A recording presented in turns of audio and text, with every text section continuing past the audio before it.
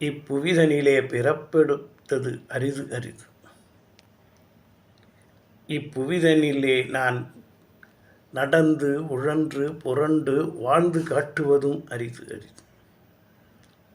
புவிக்கு ஒரு மகிமை உண்டு, மண்ணுக்கு ஒரு மகிமை உண்டு என்று இந்த உலகாளும் தெய்வங்கள் எல்லாம் சொன்னார்கள். மண்ணிலே கால்பதித்த இறைவன் மகத்தான சித்துக்களை செய்துவிட்டான். ஈசனவன் மதுரையிலே கால்பதித்து பிட்டுக்கு மண் சுமந்த கதை யாம் அறிவோம்.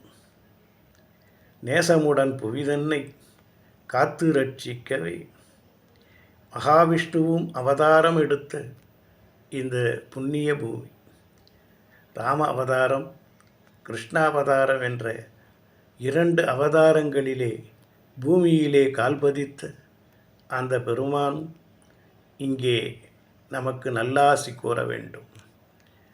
பூமியை படைத்தாலும் பிரம்மனது பார்வையிலே நமக்கு நல்லாசி கிட்டிடவே நாமும் பணிந்திருப்போம்.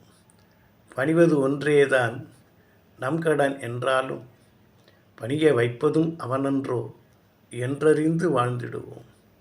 எங்கே பூவுலகம், எங்கே பொன்னுலகம், எங்கே மன அமைதி, எங்கே சந்தோஷம், எங்கே நமக்கு கிடைக்கின்றது சந்தோஷமான உலகம்?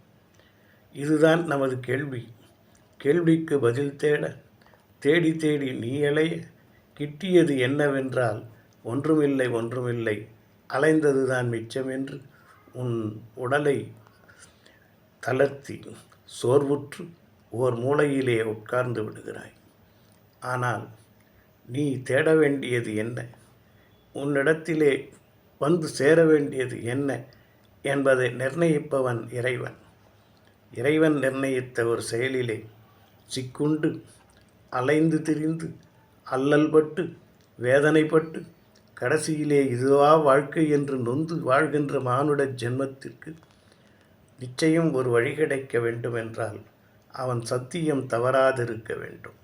சத்தியம் தவறிவிட்டால் அவன் அலைந்து திரிந்து அதன் பிறகுதான் அவனுக்கு சில நல்வழிகள் கிடைக்கும். இதற்கு உதாரணமாக நமது முன்னோர்கள், சித்தர்கள், ஆழ்வார்கள், நாயன்மார்கள் இப்படி அனைவரும் வாழ்ந்த இந்த திவ்ய திருத்தலத்திலே இன்று பார்க்கிறோம், குறை கூறுவார், அடுத்தவர் மீது பழி போடுவார், மற்றவர்களை பகைத்து கொண்டு வாழ்வார். இந்த நிலை மாறிட வேண்டும் அல்லவா? மாறுவதற்கு நாம் என்ன செய்ய வேண்டும்? எல்லோரும் நமது முன்னோர்கள் காட்டிய நல்வழியை கடைபிடிக்க வேண்டும். அங்கேதான் குழப்பம். குதர்க்கம் பேசி வாழும் மக்களிடத்திலே நீ அறிவுரை கூறினால் ஏறுமா? நிச்சயம் ஏறாது. ஆகவே குதர்க்கம் பேசுபவரை ஒதுக்கி வைத்துவிட்டு உன் சொல்லை கேட்பவரை நீ அரவணைத்துக்கொள். ஆனந்தம் உன்னை தேடி வரும். போதுமல்லவா? இதுவே வாழ்க்கை என்று வாழ்ந்து காட்டுவோம். எல்லாம் இன்பமயம்.